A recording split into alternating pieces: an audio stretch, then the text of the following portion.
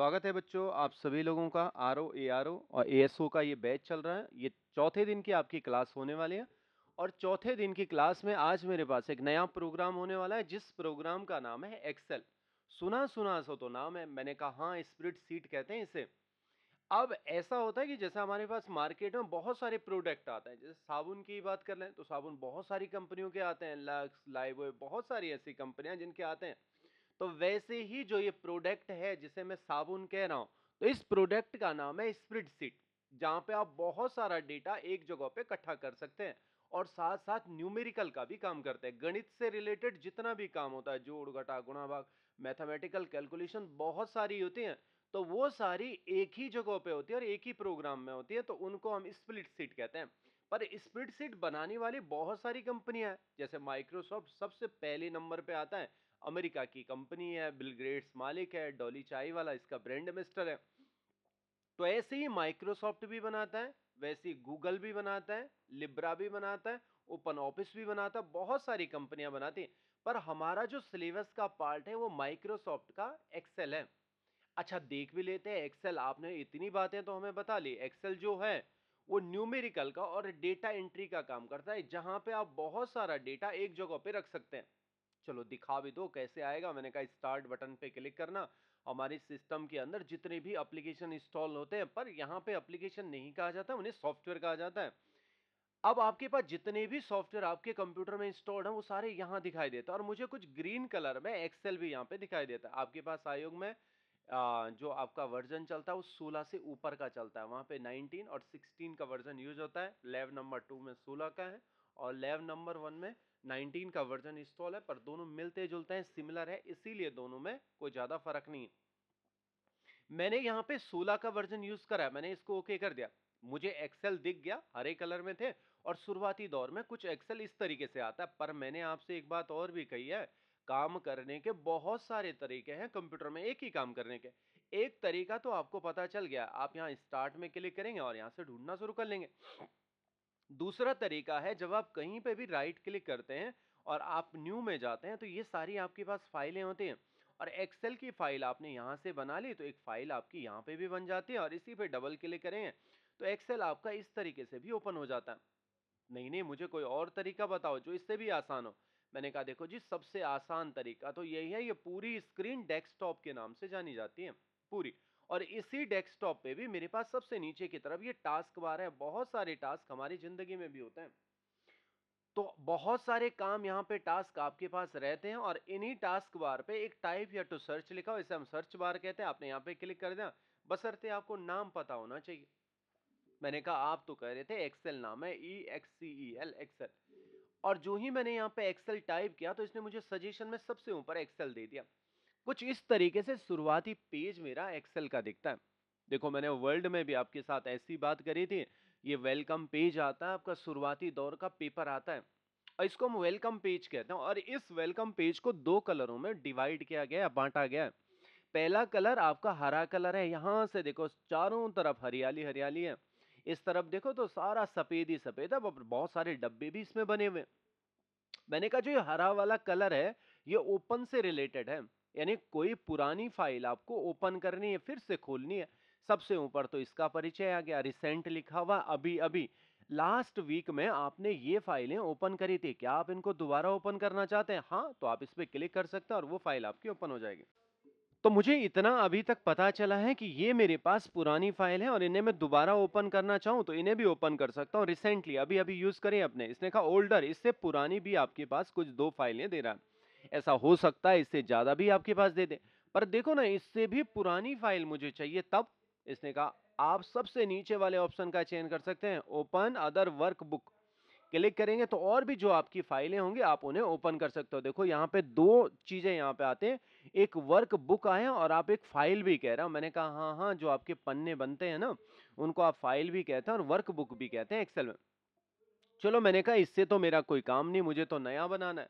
तो इसने कहा नया बनाना है तो ब्लैंक वर्कशीट भी, आप वर्क बुक भी लिखा हुआ है, आप यहाँ से भी बना सकते हैं।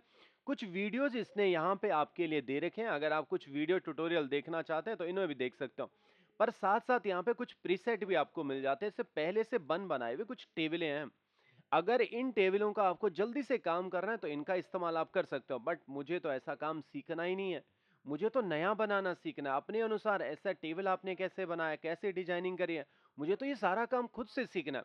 तो तब के लिए तो हमेशा हमें ब्लैंक में ही जाना पड़ेगा। जब आप ब्लैंक में ओके करते हैं तो शुरुआती पेज कुछ इस तरीके से आपका दिखाई देता है। लेआउट ये है आपका एक्सेल का। थोड़ा परिचय जानने की जरूर कोशिश करेंगे, कौन कौन सी चीजें कहाँ रखी हुई हैं, कैसा प्रोग्रामर ने डिजाइन किया। वैसे तो सबसे ऊपर जो पट्टी हमें दिखाई देती है यहां से लेकर यहां तक, इस पूरी पट्टी को टाइटल बार कहते हैं, परिचय पट्टी। अब जी परिचय है तो दो चीजों का परिचय मुझे यहाँ पे मिलता है, फाइल का और प्रोग्राम का। आपकी जो फाइल बन रही है शुरुआती दौर में, इस फाइल का नाम है वन, बुक वन लिखा हुआ है, और आप एक्सेल प्रोग्राम का इस्तेमाल कर रहे हो। अच्छा, बुक क्या हुआ, मैंने कहा इसके अंदर एक किताब सी आपको मिलती है, और उस किताब के अंदर आपके पास पन्ने होते हैं जिन्हें हम सीट कहते हैं। शुरुआती दौर में एक किताब है और एक ही इसके अंदर पन्ना है आपके पास। नहीं नहीं, मुझे पन्नों की संख्या बढ़ानी है, तो ठीक है, प्लस बटन पे ओके कर दो। अब आपके पास दो पन्ने हो गए। अच्छा, और बढ़ाने हैं तो आप क्लिक कर सकते हो और बढ़ा, नहीं नहीं ये मुझे नहीं चाहिए था, तो आप यहाँ पे दायां क्लिक करते हैं और डिलीट करते हैं, तो पन्ने आपके हट भी जाते हैं। इसे भी हटाने की कोशिश करेंगे तो ये डिलीट हो जाता है। जो शुरुआती दौर में पहला था उसे ही डिलीट करने की कोशिश करेंगे तो एक्सेल आपको एक मैसेज दे देता। ये कहता है a work book must content at the last one visual worksheet. दो चीजें समझना है यहाँ पे। ये मुझसे कहता है कि इस वर्क बुक में, कौन है वर्क बुक, जो सबसे ऊपर बुक नाम का बन रहा है, इसको हम फाइल भी कहते हैं। और परीक्षा में परीक्षा पूछने वाला पूछता है आपसे कि आप एक वर्क बुक बनाओ जिसका नाम, अच्छा देखो, कभी कभी वर्क बुक दे देता है और कभी कभी फाइल इसका नाम दे देता है। आप एक्सेल की एक फाइल बनाओ जिसका नाम यूकेपीएससी रखो, या ऐसा पूछ सकता है आप एक फाइल बनाओ, एक आप वर्क बुक बनाओ जिसका नाम यूकेपीएससी रखो। ठीक है, ये मेरी बात समझ में आ गई। वर्क बुक का मतलब है ये आपका पूरा वर्क बुक, ये पूरी फाइल जिसके अंदर आपके पास बहुत सारी सीटें आती हैं, बहुत सारे पन्ने आते हैं। पर देखो ना आगे क्या लिखा है, at last one visible work seat. दो नाम यहाँ पे आए। वर्क सीट कैसे किसे हैं, जो ये नीचे वाली पट्टी है ये आपका वर्क सीट है। एक सीट शुरुआती दौर में। अभी तो मुझसे ये कह रहा है कि भैया देखो, कम से कम आपके पास एक विजिबल वर्क सीट होनी जरूरी है, आप नहीं हटा सकते एक को। पर मुझे यहाँ दो चीजों का पता भी चला, एक तो वर्क बुक का पता चला और दूसरे वर्क सीट का पता चला। परीक्षा पूछने वाला हमसे यहीं पे फंसाने की कोशिश करता है। वो हमसे कहता है यूकेपीएससी नाम की फाइल बनाओ या वर्क बुक बनाओ। तो ठीक है, ऐसा बनाना है तो आप फाइल में चले जाओ, यहाँ पे आपका पास सेव का ऑप्शन आता है, आपने सेव में क्लिक करा। ब्राउज का मतलब कहाँ रखना चाहते हैं, ओके कर दिया। उससे मतलब नहीं आपने कहाँ रखना, तो मैंने इसका नाम रख दिया यूकेपीएससी और इसे सेव कर दिया। अच्छा, जहां आप कहोगे सेव करने के लिए, आपने ये कह रहा मुझे ऑलरेडी है, पर मैं ओके कर देता हूं। तो देखो अब आपके पास इस फाइल का नाम, इस वर्क बुक का नाम आ गया यूकेपीएससी। पर ये तो आपकी फाइल है सीट, जिसे आप वर्क सीट कह रहे हैं। कभी कभी कहता है मुझे वर्क सीट का नाम बदल दो, क्या रखो जी, फिर यहाँ भी यूकेपीएससी दे दिया, तो आपको यहाँ पे दायां क्लिक करना और यहाँ पे रिनेम में जाना। रिनेम करेंगे तो फिर से आपने यूकेपीएससी यहाँ पे दे दिया। अब देखो, दो चीजों के बारे में आपको डिटेल्स पता चल गई, एक फाइल के बारे में पता चला और एक जिसे मैं वर्क बुक कह रहा हूं और आपको वर्क सीट के बारे में पता चला। कभी कभी इसी सवाल को तीसरे तरीके से भी पूछता, वो कहता है मुझे स्टूडेंट के नाम से एक टेबल बना के दो। अब मैंने कहा टेबल तो मैं बना दूंगा, पर नाम भी पूछा उसने स्टूडेंट के नाम से। तो ये कहता है कि खाली जगह पे कहीं पे स्टूडेंट लिख दो और उसके नीचे आप टेबल बना दो, सीरियल नंबर लिख दिया, बच्चों का नाम लिख दिया, उनका रोल नंबर लिख दिया। अब जो भी डेटा आपका ये बनेगा, आप इतने को सेलेक्ट कर लो, इंसर्ट में जाके आपके पास टेबल का पैटर्न आता है, आपने टेबल बना दी। अब वास्तव में ये आपकी टेबल बनी और ऊपर से जो नाम आया वो स्टूडेंट टेबल का नाम हुआ।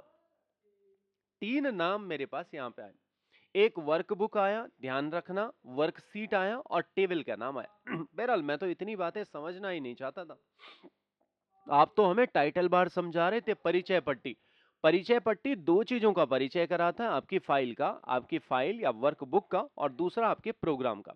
देखो जी, इसके बगल पे चार बटन पहले की तरह माइक्रोसॉफ्ट वर्ड की तरह है। रिबन कस्टमाइज ऑप्शन आपको मिल जाता है, डिस्प्ले ऑप्शन आपने ओके कर दिया, ऑटो हाइड करेंगे तो ये छुप जाएगा, क्लिक करेंगे तो दोबारा भी आ जाता है। नहीं नहीं, मुझे ऐसा नहीं चाहिए, मुझे इसको शो टैब करना है, क्लिक करेंगे तो ये मेन्यूज आपको दिखाई देता है। अगर आप इस पे क्लिक करेंगे तो ये दोबारा आ जाता है, वरना ये छुपा हुआ रहता है। बट मुझे ये पसंद नहीं आता, मैं हमेशा शो टैब्स एंड कमांड का इस्तेमाल करता हूँ, जिसमें ये सारी चीजें खुली रहती हैं। कभी कभी मैं थोड़ा थोड़ा भागूंगा भी, तो उन पॉइंट्सों पे भागूंगा जो मेरे लिए जरूरी नहीं होंगे। मिनिमाइज है, आप चीजों को मिनिमाइज कर सकते हो, पर जाएगा कहाँ पे? टास्क बार पे। बहुत सारी बार ऐसे भी सवाल आते हैं कि मिनिमाइज टास्क बार को मिनिमाइज किसी प्रोग्राम को कैसे करते हैं, तो क्लिक करके आप मिनिमाइज करते हैं, इससे छोटा हो जाता है और इससे बड़ा भी हो जाता है। मैक्सिमाइज और रिस्टोर इसे कहते हैं। क्लोज करेंगे तो आप यहाँ से हट जाएंगे। इसी पोर्शन में आपके पास customize quick access toolbar दिखाई देता है। कस्टमाइज का मतलब होता है चीजों को आप कस्टमाइज कर सकते हो, घटा बढ़ा सकते हो। देखो इस सीरीज में न्यू नहीं है, मैंने ओके करा तो नया टूल जुड़ गया न्यू का। देखो मुझे ना मेल का भी चाहिए, तो आपने मेल का भी जोड़ दिया। नहीं नहीं, मेल वाला हटा दो, मुझे पसंद नहीं है, तो आपने इसको हटा भी दिया। तो ये जो प्रक्रिया होती है इसको हम कस्टमाइज कहते हैं। क्विक एक्सेस का मतलब है जल्दी से काम करना। कुछ मैंने लिख दिया, अरे यार इसे हटा दो ना, मुझे पसंद नहीं, तो आपने अंडू कर दिया तो वन स्टेप बैक आ गया। पसंद है तो रिडू भी कर सकते हो, वन स्टेप फॉरवर्ड कर सकते हो। सेव करना है, नहीं सेव करना, तो क्विक एक्सेस टूल बार है, मेरे हिसाब से तो ज्यादा इंपॉर्टेंट नहीं है। ठीक नीचे की तरफ आ जाओ, तो मुझे अभी लेआउट समझना है चीजों का। तो मैं इस पूरे पैनल को देखता हूँ जहाँ पे फाइल लिखा हुआ है, होम है, इंसर्ट है, पेज लेआउट है, फॉर्मूला है, डेटा है, रिव्यू है, व्यू है, tell me what to want to do है, साइन इन है, शेयर का ऑप्शन है। अच्छा, इस पूरे पैनल को हम रिबन के नाम से जानते हैं, पर अगर इनके अंदर आते हैं ना, फाइल के अंदर आगे, तो ये फाइल का ड्रॉप डाउन मेन्यूज होता है। बहुत सारी इंफॉर्मेशन यहाँ पे भी मिलती है। इन्फो में लिखा आप पासवर्ड वगैरह चेंज कर सकते हो, न्यू लिखा है तो आप नया बना सकते हो, ओपन आप पुरानी फाइल ओपन कर सकते हो, सेव कर सकते हो, दूसरे नाम से सेव कर सकते हो। खूब सारे ऑप्शन आपके पास यहाँ भी मिलते हैं, पर इसे फाइल का ड्रॉप डाउन मेन्यूज कहा जाता है। आगे बढ़ता हूँ तो होम आ गया। ये पूरा पैनल होम का मेन्यू कहेंगे? बिल्कुल बिल्कुल नहीं, इसे होम मेन्यू नहीं कहते हैं, इसे टैब कहते हैं, TAB टैब। पर किसका टैब? मैंने कहा ऊपर होम लिखा हुआ है और नीचे की तरफ पूरा ये टैब है, इसीलिए इसको होम का टैब कहा जाता है। इंसल्ट में आया तो इंसल्ट का टैब हो गया, पेज लेआउट में आया तो पेज लेआउट का टैब हो गया, फॉर्मूला का टैब, डेटा का, रिव्यू का, व्यू का, बहुत सारे टैब आ गए।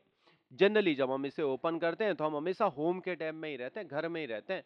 और देखो किसी भी प्रोग्राम का घर होगा तो उसके बेसिक चीजों से रिलेटेड वहां सारी चीजें मिलने वाली है। जैसे मैंने माइक्रोसॉफ्ट वर्ड पे बात करी थी आपसे, टेक्स्ट एडिटिंग का प्रोग्राम था, तो लिखने से रिलेटेड जितने भी काम हो गए तो उसमें मिलते थे। अब ये न्यूमेरिक का काम करता है, नंबरों से रिलेटेड काम करता है, कुछ डेटा आपको स्टोर करना है, तो उससे रिलेटेड इसके होम टैब में सब चीजें आएंगे। और होम टैब आपके लिए जानना बहुत जरूरी है। अगर आप होम टैब समझ गए तो समझ लो 80% काम आपका यहीं से हो जाता है सारा क्लियर। बाकी छोटे छोटे चीजें और भी आती हैं, पर सरसरी तौर में हम उनसे भी बात करेंगे। पर देखो मुझे ये पता चल गया, ये होम है, पूरा इसका टैब है, और अलग अलग सेक्शन यहाँ भी बटे हुए हैं। क्लिपबोर्ड है, फॉन्ट है, अलाइनमेंट है, नंबर है, स्टाइल है, सेल है, एडिटिंग है। पर देखो इन प्रत्येक के अंदर अलग अलग सेक्शन है, प्रत्येक के साथ बहुत सारे ऑप्शन है इनके अंदर। पर ठीक नीचे आता हूँ तो एक पैनल मुझे और दिखा। पहले तो मैं लेआउट जान रहा हूँ इसका, कौन कौन सी चीजें कहाँ कहाँ रखी है प्रोग्रामर ने। धीरे धीरे हम और चीजों पे भी चर्चा करेंगे। तो मुझे पता चला नीचे की तरफ ये पूरी पट्टी है, इस पूरी पट्टी का नाम है फॉर्मूला बार। नाम कैसे याद हो जाते हैं मास्टर जी आपको? मैंने कहा हाँ, नाम खुद लिखा हुआ भी आता है, अगर आप थोड़ी देर रुक जाते हैं ना तो इनका नाम आ जाता है फॉर्मूला बार है। पर इस फॉर्मूला बार को दो भागों में डिवाइड किया है। अच्छा, कभी कभी न दिखाई दे तो मैंने कहा व्यू में आपके पास फॉर्मूला बार लिखा हुआ है, अभी इसके आगे सही का चिन्ह है, अगर आप इसे हटा देंगे तो ये फॉर्मूला बार वास्तव में आपका दिखना बंद हो जाएगा। पर मुझे तो जरूरत है इसकी, हाँ, तो आप इसको ओके कर सकते हैं। ये फॉर्मूला बार आपका दोबारा भी आ गया। पर इस फॉर्मूला बार को दो भागों में डिवाइड किया है। पहला भाग यहां से लेकर यहां तक वाला है जिसका नाम नेम बॉक्स है, और दूसरा यहां से लेकर आगे तक है जिसका नाम फॉर्मूला बार है। अच्छा, है तो पूरा एक ही है, शुरुआती दौर में छुपाएंगे तो पूरा ही छुपता है, पर अलग अलग सेक्शन भी है। पहली चीज आती है आपका नेम बॉक्स, ये सेल को आइडेंटिफाई करने का काम करता है। नहीं नहीं, समझ नहीं आया आपने क्या कहा? मैंने कहा ये सेल को पहचान कराने का काम करता है। पर सेल कहते किसे हैं जी? यहाँ पे मुझे बहुत सारे डब्बे दिखाई दे रहे हैं, खूब सारे डब्बे हैं, ये डब्बा, बहुत सारे डब्बे हैं। पर वास्तव में इन्हें डब्बा नहीं कहते, इनका नाम अपना सेल है। अच्छा, पर देखो ना, मेरा तो एक अभी सेलेक्टेड है। हाँ, मैंने कहा जो सेलेक्टेड सेल होता है उसको हम एक्टिव सेल कहते हैं, और बाकी भी खूब सारे सेल हैं, ये आपके डीएक्टिव सेल हैं। पर हमेशा तो एक ही सेल सेलेक्ट होगा? नहीं नहीं, ऐसा भी नहीं होता। अगर आप सेलों का समूह ले लेते हैं, ये बहुत सारे सेल मैंने सेलेक्ट कर दिए, ऐसा नहीं कि ऐसे सेलेक्ट करो, आप ऐसे भी सेलेक्ट कर सकते हो। अब ये सारे एक्टिव सेल ही हैं, पर जब एक्टिव सेलों का समूह बनता है तो उसे हम रेंज कहते हैं। यहाँ पे सिंगल होगा तो ये आपका सेल होगा, इसको हम एक्टिव सेल कहेंगे। एक्टिव सेलों का आपने एक समूह ले लिया तो उसे रेंज कहते हैं। पर देखो ना, जो आपका सेल है उसकी भी तो कुछ डेफिनेशन होगी। मैंने कहा हाँ है। जो भी आपका सेल बनता है कोई भी है तो वो दो चीजों से मिलकर बना होता है।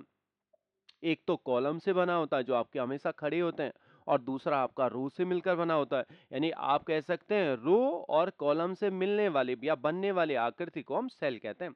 परिभाषा में अगर आप बात करते हैं, क्या वह कॉलम और आपकी रो से बनने वाली आकृति आपकी सेल होगी। पर आपके पास तो यहाँ पे कॉलम, हाँ मैंने कहा ए वाला कॉलम, ऊपर नाम लिखा हुआ है ए, इनको हम हेडिंग्स कहते हैं। ए वाला कॉलम, बी वाला, सी वाला, डी, ऐसे बढ़ते जाएंगे तो खूब सारे आपके पास आएंगे। अच्छा, ये कॉलमों का नाम इस तरीके से पढ़ा जाता है। मैं कहता हूं एच वाले कॉलम में आ गया, कहता हूं आई वाले कॉलम में आ गया, कहता हूं जे वाले कॉलम में आ गया, के वाले कॉलम में आ गया। अब बारी 1 2 3 की आती है। अगर आप ऐसे में बात करेंगे तो ये आपकी रो हो जाती है, आर ओ डब्ल्यू रो। 1 नंबर की रो, 2 नंबर की, 3 नंबर की। आप ऐसा क्यों बता रहे हो? मैंने कहा अभी तो मैं आपके साथ यही बातें कर रहा था कि जो सेल होता है उसकी पहचान होती है। अब देखो, इसकी पहचान अगर मैं करता हूं तो मैं क्या कहूंगा इसे? मैंने कहा तुम एच वाले कॉलम में हो। हाँ बिल्कुल, मैं एच वाली जगह पे हूं। हाँ, तुम 8 नंबर की रो पे हो, तो तुम H8 के नाम से जाने जाओगे। ठीक है, मैं अगर थोड़ा इस तरफ आता हूं तो आप किस नाम से जाने जाओगे? मैं जे वाले कॉलम में हूं और 7 नंबर में हूं, मुझे J7 के नाम से जाना जाएगा। चलो आप बताओ, आप किस नाम से जाने जाओगे? मैं O2 के नाम से जाना जाऊंगा। अच्छा, अगर आपसे कहा जाए आप ऐसा मत ढूंढो, कॉलम को मत देखो, रो को मत देखो, आप सीधे नेम बॉक्स को देख लो। अगर आप यहाँ पे आते हैं तो ये अपने आप बता देगा K10 में हो, आप यहाँ पे आ गए, आप C19 में हो, आप यहाँ क्लिक करा A10 में हो, यहाँ क्लिक करा M5 में, आपको ढूंढने की जरूरत नहीं पड़ रही। यानी जो इसका रेफरेंस है, सेल का रेफरेंस है, उसी को आइडेंटिफाई, उसी की पहचान कराने का काम करता है नेम बॉक्स।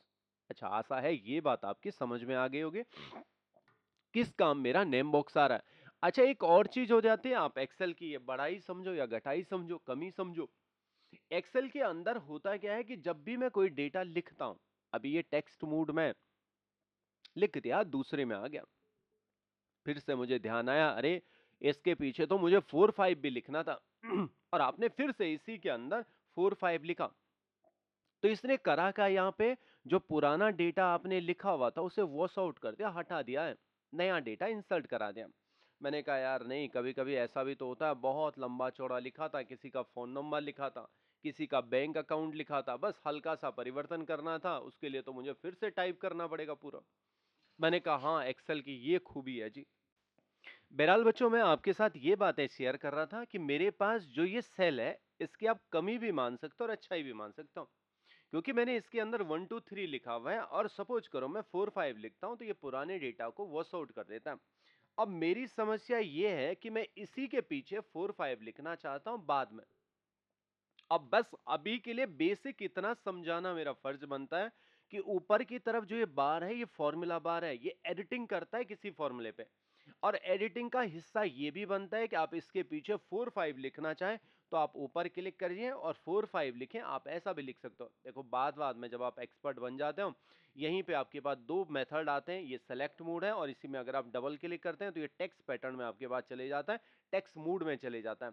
पर अभी के लिए तो ये समझाना मेरा काम था कि ये आपके फॉर्मूला की एडिटिंग करता है। बाद में हमारे पास बहुत लंबे चौड़े फॉर्मूले आते हैं, उनका रूप बदलना हो गया, उन्हें फ्रीजिंग सिस्टम देना हो गया, तो बहुत सारे टास्क इसके अंदर होते हैं, वो थोड़ा एडवांस का पार्ट हमारे पास बनता है। बहरहाल, मुझे इतनी बड़ी बहसबाजी में नहीं जाना, बस आपको इतना समझाना था कि किसी सेल के अंदर आपका कोई डेटा होता है और आप पुनः बाद में उसमें काम करते हैं तो वो आपका डेटा हट जाता है, पर अगर आप उसी के आगे काम करना चाहते हैं तो ये फॉर्मूला बार आपकी मदद करता है। ठीक है, ठीक नीचे आता हूं तो ये पूरा आपके सीट के नाम से जाना जाता है। और सीट क्या हो गया जी? अगर आपसे सवाल पूछा गया, आपको छोटे पैमाने का पता चल गया। छोटा पैमाना है हमारे पास सेल। सेल, रो, और रो ऐसे में आपके पास होती है और कॉलम ऐसे है। रो और कॉलम से मिलने वाली आकृति आपकी सेल कहलाती है। सेल में भी एक्टिव सेल होता है और डी एक्टिव सेल होता है। कभी कभी एक्टिव सेलों का एक समूह हो जाता है जिसको हमने नाम दिया है रेंज का। पर देखो आपके पास चाहे एक्टिव सेल हो चाहे डीएक्टिव सेल हो, इनका पूरा समूह आपके सीट के नाम से जाना जाता है, स्प्लिट सीट कहते हैं इसे, है ना। यहां तक बात समझ में आ गई। अब ठीक नीचे की तरफ आता हूं तो ये मेरे पास थोड़ा सा स्टेटस बार यहाँ पे आ जाता है, कुछ मुझे व्यू दिखाई देते हैं। ये नॉर्मल व्यू है, ये आपके पास पेज लेआउट व्यू है। क्लिक करेंगे तो पेज लेआउट के नुमा में आपको दिखाएगा पेज के हिसाब से, और ये पेज ब्रेक भी हो जाता है जैसे जैसे आप काम करोगे इस पर। जनरली हम जब काम करते हैं हम हमेशा नॉर्मल व्यू में ही काम करते हैं, और इसका जो जूम पैनल होता है सबसे कम आपके पास 10% होता है और सबसे ज्यादा 400% आप जूम करते हैं। अच्छा, आपसे सवाल पूछता हूँ, माइक्रोसॉफ्ट वर्ड में अधिक से अधिक जूम हम कितना करते थे? बिल्कुल से, और इसमें 100 कम हो जाता है, इसमें हो जाता है 400। 10 दोनों का बराबर है, बट हमेशा हमें 100% जूम में काम करना होता है। अब मैं धीरे धीरे आपको 3 टूल इसके पास बता देता हूँ। इन पैनल को थोड़ा सा ध्यान से देखना है, क्योंकि व्यवहारिक जीवन में भी आपके काम आएगा। जिस जगह पे आप बैठोगे ना काम करने के लिए, तो वहां आपको इन्हीं सारी चीजों पे काम करना होगा। परीक्षा पास तो अलग बात है, पर व्यवहारिक जीवन के लिए भी आपको ये ज्ञान बहुत जरूरी है। देखो, जब आप एक्सेल के साथ काम करते हैं तो एक्सेल की शुरुआती दौर में 3 टूल इसके साथ काम करते हैं माउस के पॉइंटर के साथ। देखो, जो घूम रहा है ये माउस का पॉइंटर है, अभी आपको दिख रहा होगा ये डॉक्टरी प्लस है। ध्यान से दिख रहा है सबको? ये डॉक्टरी प्लस सेलेक्ट टूल के नाम से जाना जाता है। आप किसी भी सेल को एक्टिव करना चाहते हैं तो क्लिक करो, ये एक्टिव हो गया। इसके अंदर आप टेक्स्ट भी लिख सकते हो, इसके अंदर आप नंबर भी लिख सकते हो। कब? जब आपका वो एक्टिव होगा। आपने इस पे क्लिक कर दिया, कोई सिंबल आपको चाहिए तो आप सिंबल भी ले सकते हो। यानी कोई भी कंटेंट, टेक्स्ट हो, नंबर हो या आपके पास सिंबल हो, इन तीनों चीजों को हम यहाँ पे टेक्स्ट के नाम से जानते हैं या कंटेंट के नाम से जानते हैं। ठीक है, मैंने यहाँ पे एक कंटेंट लिख दिया। कब लिखा? जब मैं किसी भी सेल को एक्टिव करता हूँ। तो ये टूल जो आपका है ये एक्टिव करने का काम करता है, सक्रिय करने का काम करता है किसी भी सेल को। ठीक है जी, ये बात तो समझ में आ गई। आप तो कह रहे थे 3 टूल आते हैं, मैंने कहा हाँ, इस पे क्लिक करो। और इसकी अगर आप आउटलाइन में चाहते हो, बाहर वाली लाइन पे जो बॉर्डर बनी हुई है, चलो मैं यहीं पे आ गया। इसकी बॉर्डर वाली लाइन पे आ जाओ तो चारों तरफ आपको तीर दिखाई देते हैं। बस आएगा कब? जब आप इसकी आउटलाइन पे क्लिक करेंगे, बाहर वाली लाइन पे क्लिक करेंगे, थोड़ा अंदर जाएंगे तो ये सेलेक्ट टूल हो गया। अब देखो, जो ये मूव टूल के नाम से जाना जाता है, चारों तरफ तीर, अब मूव कराने का काम करता है। देखो जी, मैं किनारे पे आ गया, मैं चाहता हूं ये B1 में न रह के G1 में आ जाए, तो आपने इसको मूव करा दिया, स्थानांतरित हो गया एक जगह से दूसरी जगह पे। चलो इसे भी खिसका ही दो मास्टर जी, आपने इसको भी ऐसा खिसका दिया। चलो इसे भी खिसका ही दो। मूव टूल की मदद से आप चीजों को मूव करा सकते हो। पर आप तो कह रहे थे एक टूल और है, मैंने कहा हाँ, एक टूल और होता है जिसे हम ड्रैग टूल कहते हैं। देखो, इसके बगल में इसी बॉर्डर पे यहाँ हल्का सा प्लस का सिंबल आ जाता है, और जगह नहीं आएगा।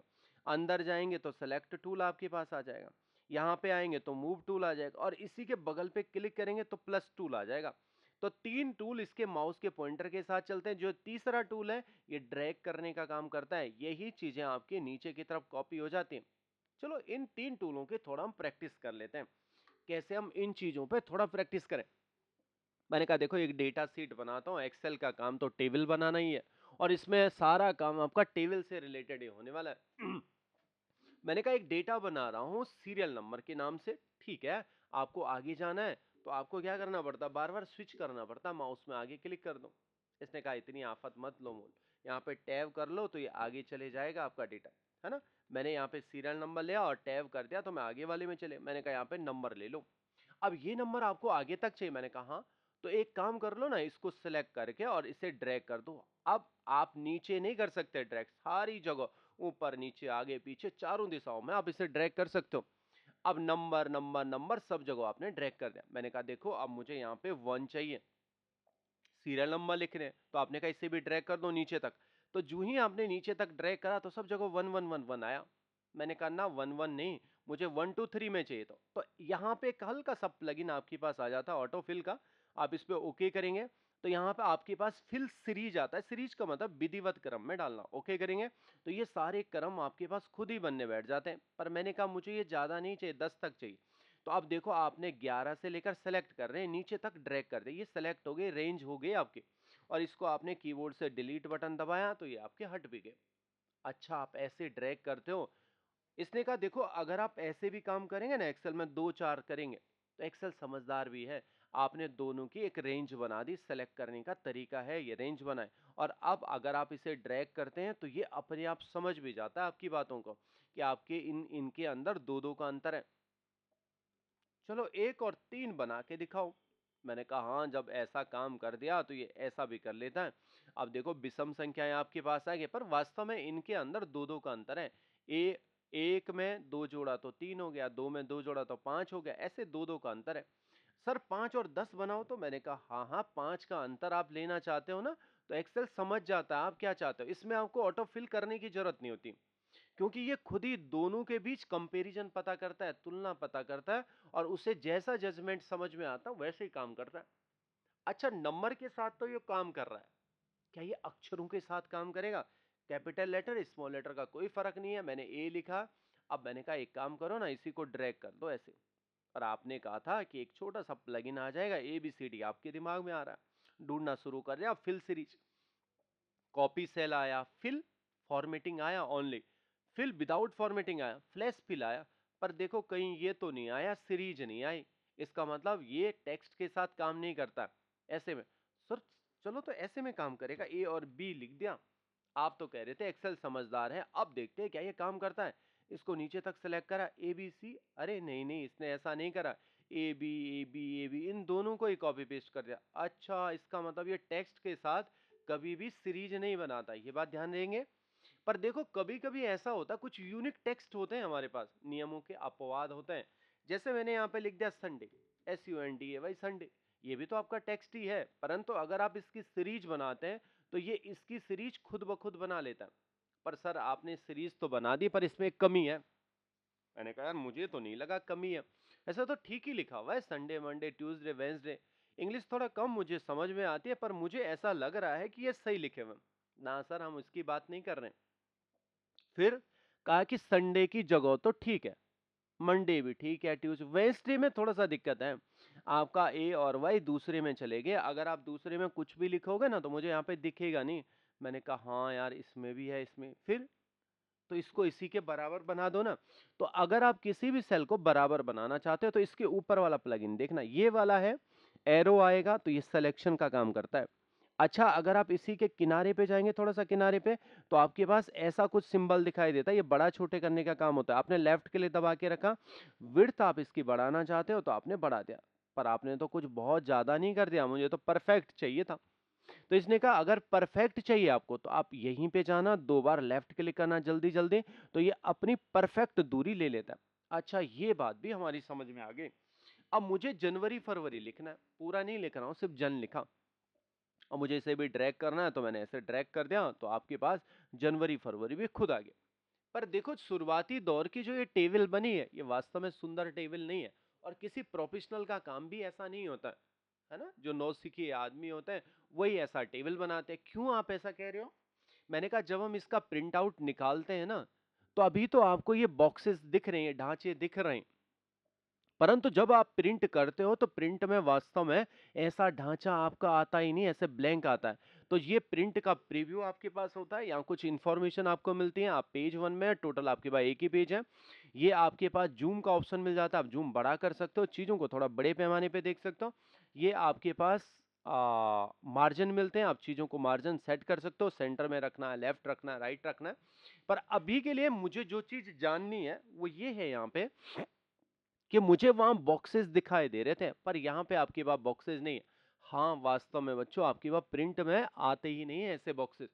फिर सर मुझे अगर ऐसा बनाना हो तो तब के लिए आपको कुछ होम टैब की सेटिंग्स पे काम करना होता है। अच्छा, पहली चीज, यानी आप फॉर्मेटिंग करना चाहते हो तो आपने पूरी रेंज सेलेक्ट कर ली। अब इस रेंज में आपके पास फॉन्ट है, फॉन्ट का मतलब भाषा और उसकी रूपरेखा। इतने जो इतना पैनल है ना, इसमें भाषा और उसकी रूपरेखा बदलती है। आप कोई फॉन्ट चाहते हैं, मैंने कहा मुझे फॉन्ट टाइम्स न्यू रोमन ज्यादा पसंद है, तो एंटर कर दिया, तो सारा फॉन्ट टाइम्स न्यू रोमन में हो गया। साइज कितना चाहिए? अभी तो 11 है, मैं बढ़ाना चाहता हूँ, इसे 14 रखना चाहता हूँ, तो आपने 14 कर दिया।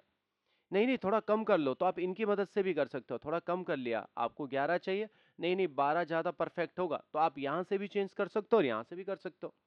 कोई पैनल गाढ़ा चाहिए तो गाढ़ा, मैंने कहा पूरा नहीं करना है गाढ़ा, ये ऊपर की पट्टी है ना, इन सबको सिलेक्ट करो और इन्हीं को बोल्ड कर दो, तो आपने पूरी गाढ़ी भी कर दी।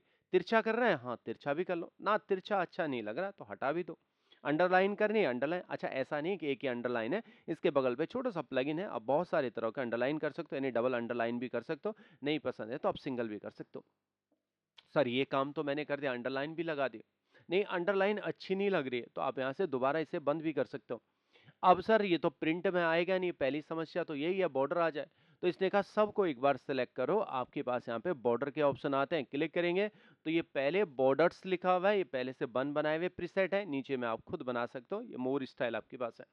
नीचे की तरफ बॉर्डर बनाना, ऊपर की तरफ है, लेफ्ट में है, राइट में है, कोई बॉर्डर नहीं, जब बना होगा तो ऑल बॉर्डर कर दिया, आउटसाइड में आएगा, आउटसाइड में डार्क आ जाएगा, थिक आ जाएगा, बॉटम में डबल आ जाएगा, मैंने सिर्फ नीचे की तरफ डबल आ जाएगा, थिक गाड़ी बॉर्डर आपके पास आ जाएगी, सिर्फ नीचे ही आएगी, ऊपर नीचे टॉप एंड बॉटम में आपके पास बॉर्डर आ जाएगा, नीचे डार्क और ऊपर कम आ जाएगा, टॉप और बॉटम में डबल लाइन वाला आ जाएगा। आप जो भी पसंद करते हैं वैसे लगा सकते हो, आपने ओके कर दिया तो इसमें आपकी बॉर्डर भी लगे। अब ये फिर से समस्या आ गई, मैंने कहा कोई बात नहीं, डबल क्लिक कर दो, अपने आप आपकी टेबल, अब देखना अगर आप इसका प्रिंट आउट करते हैं तो आपको ऐसा नजर आ जाएगा, इसकी मदद से अब ये बहुत सुंदर आपका दिखना शुरू हो गया। ठीक है, मैंने कहा इतना काम तो हो गया, पर एक समस्या और है, जो ऊपर के टाइटल होते हैं ना उनको हमें थोड़ा डिफरेंट तो दिखाना ही होता है। इसने कहा कलर आप चेंज कर सकते हो, बहुत सारे तरह के कलर है, आप ऐसा कलर ले सकते हो, ऐसा खूब सारे कलर है। आपने कहा यार मुझे ब्लैक कलर पसंद है, ब्लैक पर देखो ना सर, ब्लैक में ही आपका लिखा हुआ है, अब ब्लैक में ही आपने टेक्स्ट कलर डाला है, कहाँ से दिखेगा काला काला। तो मैंने कहा ठीक है, फॉन्ट का कलर चेंज कर लो ना, इसका विरोधी कलर ले लो व्हाइट। अब आपने इस तरीके से एक टेबल बना दी, दिखने में थोड़ा सुंदर लगी। अब मैंने कहा इसी टेबल को आप कॉपी करके दूसरी जगह पे क्यों नहीं बना देते। तो ठीक है, पूरे को सिलेक्ट कर लो, आपके पास कट और कट करेंगे तो यहाँ से हट जाएगी, दूसरी जगह पे डालेंगे, पेस्ट करेंगे तो दूसरी जगह पे मूव हो जाएगी ना, ये यहाँ पे भी दे दो। तो आपने कॉपी कर दिया और यहाँ पे क्लिक करके पेस्ट करा दिया, तो वो चीजें आपके पास यहाँ पे आ गई। अब मैंने कहा यार एक काम और कर लो, जो ये ऊपर वाली फॉर्मेटिंग है ना, इसका रूप बदला है, उसी रूप को ये नीचे वाली लाइन में भी लगा दो। तो हमारे पास फॉर्मेट पेंटर आता है, इसकी फॉर्मेटिंग चुरा ली है, और जितने पोर्शन पे आप क्लिक करेंगे वहां भी आपके पास वही फॉर्मेटिंग होने वाली है जो आपने ऊपर करा। अच्छा यही फॉर्मेटिंग नीचे भी कर दो ना, फॉर्मेट पेंटर लिया और इसको भी सेलेक्ट कर दिया, तो इस तरीके से आपने फॉर्मेट भी चुरा लिया फॉर्मेट पेंटिंग की मदद से। आशा है तुम्हारी समझ में क्लिपबोर्ड और फॉन्ट वाला सेक्शन आ गया। अब मैं थोड़ा अलाइनमेंट की तरफ जाता हूँ, चीजों को हम कैसे अलाइन करते हैं, और ये जानना आपके लिए बहुत जरूरी है। अगर इन पोर्शनों में क्लिपबोर्ड, फॉन्ट और अलाइनमेंट में दिक्कत हुई, परीक्षा में दिक्कत खड़ी हो जाएगी। अलाइन का मतलब है व्यवस्थित करना, 6 ऑप्शन उसी से रिलेटेड है। अच्छा इस सेल को थोड़ा बड़ा कर देता हूँ, यहां से भी कॉलम में थोड़ा सा मैंने बड़ा कर दिया, ये किस में बड़ा करा, कॉलम में बड़ा करिए, ध्यान रखिएगा। अगर मैं रो में बड़ा करना चाहता हूं तो नीचे की तरफ आए, इसे भी मैंने बड़ा कर दिया। एक कंटेंट यहाँ पे लिख देता हूँ, मैंने यहाँ पे लिख दिया राम। अब देखो जी, राम लिखा है तो सबसे नीचे है और लेफ्ट में, आप चाहते क्या हो, मैं बीच में रखना चाहता हूँ, तो ठीक है इसको सेंटर कर लो, और चाहिए तो राइट भी कर सकते हो, ऊपर लाना चाहता हूँ तो इसे ऊपर कर लो, और ऊपर है तो और ऊपर, नहीं नहीं मुझे बीचों बीच में चाहिए था, अरे कोई बात नहीं, इसका भी सेंटर ले लो, इसका भी सेंटर ले लो, बीचों बीच में आ जाता है, समस्या की कोई बात नहीं है। तो इतना सेक्शन तो आपको चीजों को अलाइन, जो आपने टेक्स्ट लिखा है, कंटेंट लिखा, उसको अलाइन करने से रिलेटेड है। अब देखो जी, आगे आपके पास आता है ओरिएंटेशन, इनका ओरिएंटेशन बदलना चाहते हैं, किसका, टेक्स्ट का, कैसे रखना चाहते हो इन्हें। तो इसने एंगल यहाँ पे दे रखा है, एरो का सिंबल भी दे रखा है, ए बी का रखा है, एरो नीचे से ऊपर की तरफ है, ओके करेंगे तो आपका टेक्स्ट ऐसे ही नीचे से ऊपर की तरफ आ जाएगा। देखो ये प्रीसेट होता है, पहले से बन बनाए हुए चीजें होते हैं, उन्हें हम प्रीसेट कहते हैं, बन बनाए हुए हैं। अगर आपने इसमें क्लिक कर दिया तो ऊपर से नीचे की तरफ है, तो आप ऊपर से नीचे की तरफ भी आ गए। अगर आपने यहाँ पे क्लिक करा तो आप ऐसे में चाहते हो तो ऐसे में भी आपके पास, अच्छा लेफ्ट दे दो तो ओके करेंगे तो लेफ्ट में भी आ जाएगा, है ना। एंगल आप अपने हिसाब से भी चेंज कर सकते हो, ऐसे में एंगल चाहिए तो ऐसे में लिख सकते हो। पर सर अगर सीधा करना हो तब, यहाँ तो सीधा करने का कोई ऑप्शन ही नहीं है। इसने कहा फॉर्मेट सेल अलाइनमेंट में जाओ, फॉर्मेट सेल अलाइनमेंट में जाते हैं तो घड़ी सी आपको दिखती है ओरिएंटेशन की, आप डिग्री में भी कम या ज्यादा कर सकते हो, घड़ी को आगे की तरफ बढ़ा सकते हो, यहाँ से भी पकड़ेंगे तो सीधा करके खींच लो तो ऐसा भी सीधा आ जाता है, 0 डिग्री में आ गया, ओके करेंगे तो ये आपका सीधा भी हो जाता है। तो इस तरीके का काम आपका अलाइनमेंट का था। अब जैसे आप सीधे सेंटर जा रहे हो, सीधे राइट जा रहे हो, आप चाहते हो एक एक स्टेप में जाए, धीरे धीरे करके जाए, तो इनको हम इंडेंट कहते हैं, इंडेंट इंक्रीज कर सकते हो, धीरे धीरे करके जाएगा आगे, पीछे लाना है तो धीरे धीरे करके पीछे ले आओ। तो ऐसे भी आपके पास ऑप्शन है, आप चीजों को ऐसा मैनेज कर सकते हो। एक और चीज होती है रैप टेक्स्ट का, ये किन जगहों पे जरूरत पड़ती है? सपोज करो मैं यहाँ लिख रहा था माय नेम इज नागेंद्र। अब मेरा नाम इतना फेमस हो जाएगा कि सबको पता चल जाएगा, है ना? तो मैंने यहाँ पे लिख दिया माय नेम इज नागेंद्र। समस्या क्या है? समस्या ये है कि इस सेल के अंदर लिख रहा था, इसमें भी आ गया और इसमें भी आ गया। सपोज करो इसमें अगर आप कुछ लिख दोगे तो आप दिखने बंद हो जाओगे। हाँ, मैंने कहा सच बात तो है। अब इसने का इसी सेल को आप बड़ा कर दो ना, तो आप रैप करेंगे तो ये सेल आपका बड़ा हो जाता है। और कभी कभी बच्चों को समस्या ही आ जाते हैं, सर देखो ना मेरे पास परीक्षा में तो माई नेम एक ही में था और मेरा तो इतना छोटा आ गया, माई एक में आ गया, नेम एक इज नागेंद्र पूरा नहीं आया। हाँ, तो आप इसको थोड़ा सा बड़ा कर लेना अपने हिसाब से। जैसे परीक्षा में देखोगे ना कितना लिखा है, माई नेम इज एक ही में है, तो इसे थोड़ा और बड़ा कर लो अपने अनुसार। आ गया, ऊपर जगह खाली छूट रहे तो कोई बात नहीं, आप यहाँ पे डबल क्लिक करोगे ना तो अपनी जगह खुद ब खुद ही ले लेगा। या तो आप ऐसे खींच के भी कर सकते हो, इसे बड़ा करना है तो थोड़ा सा ऐसे खींच के, बड़ा थोड़ा सा टाइम जरूर लगेगा पर बेहतर समझता हूँ, और डबल क्लिक करना आपका काम जल्दी हो जाएगा। तो इसको हम रैप करना कहते हैं। अच्छा, रैप हटा दोगे तो पुरानी अवस्था में चले जाएगा, रैप कर दे। अच्छा सर, अगर सपोज करो आप जैसा कह रहे हैं कि ये इनकी जगह भी ले रहा, मैंने कहा हाँ, तो इन दोनों को एक ही बना लो तब। मैंने कहा हाँ, आप ऐसा भी बना सकते हो। तो इसको हम रैप करना नहीं कहेंगे, इसको हम मर्ज करना कहेंगे। मर्ज कर दिया तो दोनों एक बन गए। अब ये दो सेल थे, दोनों सेलों को आपने एक बना दिया। सिर्फ दो नहीं, नहीं, आपके पास अगर खूब सारे भी और सबको एक बनाना है तो आप ऐसे मर्ज भी बना सकते हो। अगर आपके पास कोई ऐसी टेबल भी है तो आप इसको भी बना सकते हो। पर देखो ना, मर्ज के बगल पे एक छोटा सा सिंबल और है, ये तो आप क्लिक करते हैं तो मर्ज हो जाता है, यहीं पे क्लिक करा तो अनमर्ज हो गया। पर इसके बगल में जो ही आप जाते हो तो मर्ज और अनमर्ज का पहला ही ऑप्शन है, मर्ज करेंगे तो मर्ज, इसी पे क्लिक करा तो अनमर्ज। वैसे ही इसने दो ऑप्शन और दे रखे, सिर्फ मर्ज करने का काम ये आएगा, सिर्फ अनमर्ज करने का काम ये आएगा। अरे जब मुझे ऊपर मिल रहे हैं तो इनकी क्या जरूरत। पर एक नया है आपके पास, एक्रॉस। एक्रॉस कॉलम को मर्ज करता है, आपके कॉलम नहीं दिखाता है। देखो कॉलम नहीं है पर रो आपको दिखाई दे रही है। तो इस तरीके के पास आप एक मर्ज हो जाएगा और दूसरा आपका मर्ज एक्रॉस हो जाएगा। इसकी मदद से एक डेटा टेबल बनाते हैं। मैंने आपके साथ जब शुरुआती दौर में जब मैं आपको टेबल पढ़ा रहा हूँ तो मैंने आपको कुछ लेआउट दिए होंगे कैसे बनाते हैं टेबल। तो उनमें मैंने आपको एक बिलिंग का प्रारूप दिया था, उसी को अगर बिलिंग के प्रारूप को मैं एक्सेल में बनाऊं तो कैसे बनाऊंगा। तो मैंने कहा पहले मैं आपको दिखा लेता हूं मेरे पास बिलिंग का प्रारूप कैसा है। मैं अपने पास इंस्टीट्यूट डेटा में चले जाता हूं जहां मैं बहुत सारी पढ़ाई से रिलेटेड चीजें यहां रखता हूं, और एक मैंने अपने लिए एक बिलिंग का प्रारूप बनाया। ऐसा एक बिल मैंने तैयार करके रखा हुआ है, एसके लुब्रिकेंट कंपनी का है, इनकी कोटेशन है, कोटेशन नाम है ऐसा है। अब यही चीज मुझे एक्सेल में बनाना है।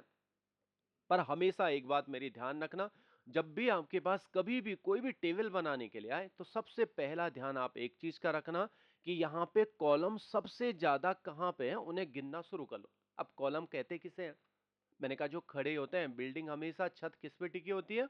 कॉलम पे टिकी होती है, और कॉलम हमेशा खड़े होते हैं। तो देखो जी, कॉलम कहाँ पे है सबसे ज्यादा? आपने माउस उठाया, सर मुझे इस वाले पोर्शन में कॉलम सबसे ज्यादा यहाँ लग रहे हैं। अब देखो जी, एक कॉलम ये हो गया, दो हो गया, तीन हो गया, चार हो गया, पांच हो गया, छह, सात, आठ, नौ, नौ कॉलम है सर। बस अपने दिमाग में बिठा लो, मुझे नौ कॉलम चाहिए, नौ कॉलम से ज्यादा नहीं चाहिए। अब सर इसमें गिनना शुरू करो, एक्सेल में बनाना चाहते हो। एक कॉलम, दो, तीन, चार, पाँच, छः, सात, आठ, नौ, आई तक है। तो आपने क्या कर दिया, आई तक मेरे कॉलम होने वाले। अच्छा, अपने हिसाब से या तो आप एक काम कर सकते हो, इसमें बॉर्डर लगा दो, नहीं पसंद है तो आप हटा भी सकते हो। अगर जजमेंट ठीक है तो आप रहने देना, पर अगर जजमेंट ठीक नहीं है तो आपको बार बार कंफ्यूजन होगा तो आप बॉर्डर लगा देना, इससे कोई फर्क नहीं, आप बाद में बंद भी कर सकते हो बॉर्डर को। आपने कहा अब देखो जी, मुझे चार डब्बे तो यहाँ लेने, या तो यहाँ पांच लूंगा या चार लूंगा, तो आपने यहाँ पे लिए चार, आगे वाले में पांच ले लेता हूँ। और कुछ खूब सारे नीचे तक आ गया और इसको करा दिया मर्ज। काम मर्ज का है, एक बनाना मर्ज का काम है। अब सर ऊपर वाला मैंने कहा इसको भी सबको मर्ज, खेल सारा मर्ज का है। अब इन तीनों को आपने सेलेक्ट कर लिया। अब वहां पे तो माइक्रोसॉफ्ट वर्ड में था नहीं ऐसा, अकेला अकेला करना था। पर यहाँ पे एक ऑप्शन आपको और मिल जाता है, मर्ज अक्रॉस का। ओके कर दिया तो मर्ज अक्रॉस ने कॉलम को मर्ज कर लिया, दोनों को सिलेक्ट कर दो तो इसकी मदद से आपने मर्ज अक्रॉस कर लिया। अब सर इन दोनों को आप सिलेक्ट करके पूरा मर्ज ही करो, बिलिंग का एक प्रारूप बना रहा हूं। अब यहाँ मुझे कुछ सेल खाली चाहिए तो इनको भी आप मर्ज कर दो, ये पूरे खाली हो गए। अब यहाँ मुझे कुछ सीरियल नंबर चाहिए, तो आपने सीरियल नंबर लिया, 1 2 3 4 5 6 7 8 9 वाला मुझे बिल्कुल खाली चाहिए। उसके बाद मैंने कहा 9 के बाद मुझे बहुत सारे सेल इतने खाली चाहिए, तो इसने कहा इसको भी मर्ज कर लो, पर इनमें बॉर्डर नहीं है, तो ठीक है आप दोबारा बॉर्डर भी लगा सकते हो, लग गई आपकी बॉर्डर। अब ये बना वास्तव में आपका बिलिंग का प्रारूप। देखना चाहते हैं तो आप प्रिंट प्रीव्यू में भी देख सकते हो, ऐसा आपका एक बिलिंग। जूम को थोड़ा सा कम कर लेता हूँ, और इस तरीके से आपने एक बिल का प्रारूप बना दिया। आपको इसके अंदर डेटा ही तो भरना है, पर सर डेटा भरना आसान बात नहीं है एक्सेल में। मैंने कहा क्यों? एक्सेल का जो काम करने का तरीका होता है वो लाइन बेस्ड होता है। मतलब मैंने कहा आप यहाँ पे क्लिक करो, एक बार लिखना शुरू करो, और आपके पास जो ये टेबल है थोड़ा इसे भी देख लो। मैंने कहा इसमें ये थोड़ा बड़ा सा है, और इसके नीचे लिखा हुआ है MDDA रोड देहरादून उत्तराखंड, नीचे नीचे है। इस समय बना के दिखाओ तो ऐसा। मैंने कहा ये लिखा, एंटर कर दिया। एंटर जो ही करेंगे तो नीचे वाले सेल में आ जाता, उसमें ही नहीं आता। ओ तभी आप कह रहे थे ऐसा। मैंने कहा हाँ, एक चीज तो मैंने आपको बताई है रैपिंग की, पर यहाँ पे रैपिंग से इतना पॉसिबल नहीं हो पाता। हेर फेर हो जाती है, बार बार सेटिंगें करनी पड़ती हैं, आफत वाला काम हो जाता है। फिर मैंने कहा जब कभी आपको ऐसा काम करना है, टेबल के अंदर पैराग्राफ बनाने हैं, 1 लाइन 2 लाइन 3 लाइन होगी, तो एक्सेल में आपको हमेशा एक टेक्स्ट बॉक्स की रिक्वायर्ड आएगी। कहाँ मिलेगा टेक्स्ट बॉक्स? मैंने कहा इंसर्ट में जाएंगे, और यहाँ आपको टेक्स्ट का बॉक्स मिलेगा। लेयर बेस काम है, आप यहाँ पे आपने क्लिक कर दिया तो यहाँ क्लिक कर दो, तो एक बॉक्स आपके पास बन जाएगा। अब इस बॉक्स में लिख दो जी, एंटर करो, तो नीचे एंटर कर सकते हैं। किसी को बड़ा छोटा करना है तो ठीक है, आप इसे सेलेक्ट कर लो। इसे गाढ़ा करना है, साइज बढ़ाना है, इसका मूवमेंट करना है, तो आराम से आप मूवमेंट कर सकते हो। तो जहां जहां इस टेबल में देखो, यहाँ पे भी लाइनें हैं पूरे में, तो यहाँ पे टेक्स्ट का बॉक्स बनेगा। ये लाइन वाले तो आराम से हो जाएंगे, पर यहाँ पे भी आपको टेक्स्ट का बॉक्स ही बनाना पड़ेगा, इसमें भी आपको टेक्स्ट का बॉक्स बनाना पड़ेगा, और इसमें भी टेक्स्ट का बॉक्स बनाना पड़ेगा। इस तरीके का काम बच्चों यहाँ पे इस तरीके से होता है। अभी तक मैं क्लिपबोर्ड को, फॉन्ट को, अलाइनमेंट को समझ गया। अब मैं थोड़ा नंबरों की तरफ आ जाता हूँ। अब मेरे पास बच्चों नंबर से रिलेटेड कुछ काम होने वाला है। अच्छा, इन नंबरों का काम क्या है? अच्छा, नंबर लिखा हुआ है तो मुझे ऐसा लग रहा है कि नंबरों से रिलेटेड ही काम होने वाला है। हाँ, कुछ ऐसा ही है। नई सीट यहाँ पे बना लेता हूँ। तो नई सीट मैंने यहाँ पे ओके कर दिया, और नई में ही जानने की कोशिश करता हूँ। यहाँ पे जो ये नंबर है, इस नंबर को दो भागों में डिवाइड किया, एक नीचे वाला और एक इसके ऊपर वाला सेक्शन है। यहाँ भी खूब सारी चीजें लिखी हुई। अभी मुझे नहीं पता है क्या लिखी हुई है। पहले तो ये जानने की जरूर कोशिश करूंगा कि नंबर है पर करता क्या काम है। वास्तव में ये आपका टाइम बचाता है और आपकी टेबल को सुंदर बनाने का काम करता है। अच्छा, जनरली आप टेबल ऐसे भी तो बनाते हो। मैंने कहा देखो, मैं किसी का नाम लिख रहा था, या हो सकता मैं पैसे के बारे में लिख रहा था। मैं स्टूडेंट का कोई डेटा बना रहा था, उसमें मैंने लिख दिया भैया बच्चों उसकी फीस आई नहीं आई। अगर मैं सिर्फ लिखता हूँ कि इस बच्चे की 500 फीस आई, इसकी 1000 फीस आई, इसकी 1500 फीस, कोई बात नहीं है ना, जीरो मत देखना, 100 ही मानना है ना। अब की बार मैं 1000 लिख देता हूँ, 1000 फीस आई। पर जनरली ये तो सिर्फ 500 है, 1000 है, इनके आगे ये नहीं पहचान हो पाती है कि ये करेंसी है, रुपये में है, डॉलर में है, यूरो में है, येन में, क्या है ये 500। आप इसे थोड़ा सजाना चाहते हैं, तो आपने कहा इनके आगे करेंसी का सिंबल लगा दो। अब करेंसी अगर डॉलर लगाने आपको, तो आपको क्या करना पड़ेगा? कीबोर्ड में 4 नंबर वाले बटन में आपको करेंसी का सिंबल है डॉलर का, तो आपने यहाँ से शिफ्ट बटन दबाया और 4 नंबर बटन दबा दिया, करेंसी का सिंबल आ गया डॉलर का। फिर आपने लिखा 500 डॉलर इसने दिए। फिर मैंने कहा दशमलव के पीछे 2 डेसिमल नंबर भी लगाओ, आपने ये भी कर दिया। अब लग गया आपका, सुंदर लग गई चीजें। पर आपको प्रत्येक में ऐसे ही करना पड़ेगा, प्रत्येक दफा। यानी आपको सिंबल भी लेना पड़ेगा, डेसिमल नंबर लेना पड़ेगा, आपका टाइम ज्यादा लगेगा। सुंदर तो दिख रही है, आप कहीं से भी फॉर्मेटिंग कर सकते हो।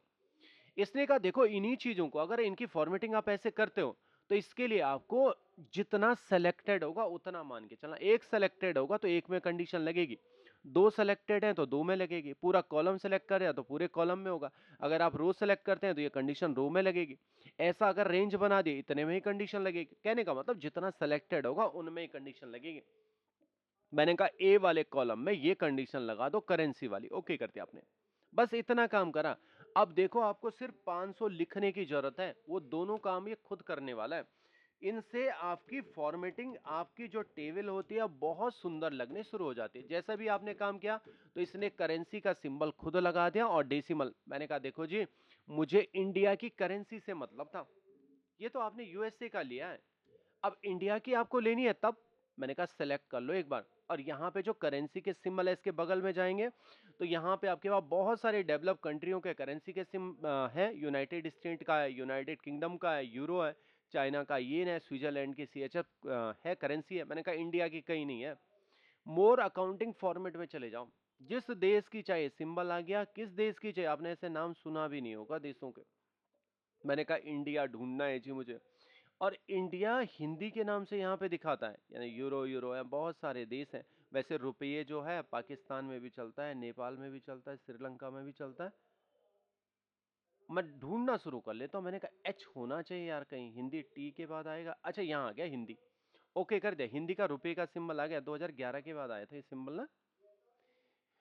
तो इसके बाद आपने यहाँ पे क्लिक कर दिया। अब देखो इससे फायदा क्या होगा, आपको रुपया दिखाना है 45 रुपये, 50 रुपये।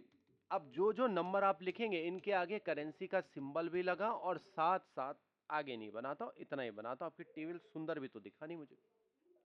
अब क्या हो गया कि कोई अगर आपकी टेबल को देखने वाला होगा तो उसे प्रोफेशनली क्या पता चल रहा है कि ये डॉलर है जी, ये रुपया है। किसी और देश का करेंसी भी लेता है तो आप ऐसा भी ले सकते हैं। अब आपने कहा देखो जी ये तो मेरी समझ में आ गया, अब मुझे परसेंटेज पैटर्न में बताओ, मुझे परसेंटेज बनाने। अच्छा परसेंटेज में कैसे लिखोगे आप, कभी भी कोई लिखेंगे, मैंने कहा 10%, तो शिफ्ट के साथ 5 नंबर बटन दबाना है, तब है, टाइम लगेगा। हाँ हाँ टाइम तो लगेगा। आप चीजों को आसान बना सकते हो, सबको सेलेक्ट कर दिया, परसेंटेज में ओके कर दिया, बस नंबर लिखते जाओ, 10%, 45, 78, जितना आपको लिखना है वैसा ही परसेंटेज आपका तय होगा, फॉर्मेटिंग आपकी बदलनी शुरू हो गई।